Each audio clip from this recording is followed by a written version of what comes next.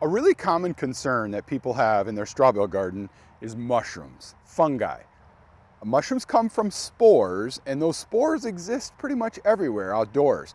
You'll notice this straw bale garden, which has only been going here for a week or two since we planted, has really sprouted lots of mushrooms. There were just a few mushrooms when we planted, but you can see there's lots of them coming up here now. Now, the most common mushroom you're going to find are called ink toppers. And there's a reason they're called ink toppers, because what they spread looks like ink. As you can see, I've already gotten some on my clothes this morning, and it's very difficult to get out.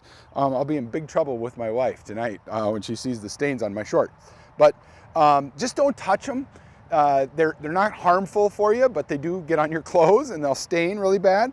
They don't hurt the plants at all. You're gonna see even the leaves here of this plant have a few spores that have dropped on top of the leaves. You know, if you were gonna harvest lettuce, you'd have to wash it really well, but most of your other plants, you don't need to really worry about that. The rain will wash those spores off as the season progresses. There's no need for you to go in there and worry about cleaning the leaves off. And eventually, you're gonna see within a couple weeks, these mushrooms will completely disappear. Interestingly enough, if you have a nice warm day, the mushrooms will actually disappear every day. They'll shrink down and become almost shriveled up. They'll look like nothing. The next morning, they'll all come back again. When it's cool and moist in the mornings is when those mushrooms really flourish. You'll see lots of different kinds of mushrooms. This one happens to be ink topper. You'll see some other ones. A very common one that people see in their garden, and it kind of freaks them out, is called dog vomit mushroom. It also goes by another name called scrambled egg mushroom. And it looks just like scrambled eggs on top of your bales. And again, they're completely harmless. You'll see in a couple weeks they dry up and they get kind of hard and crusty. And your plants actually benefit from the mushrooms, because the mushrooms have these little mycelia that go down into the bales, and that helps with the decomposition inside of the bales.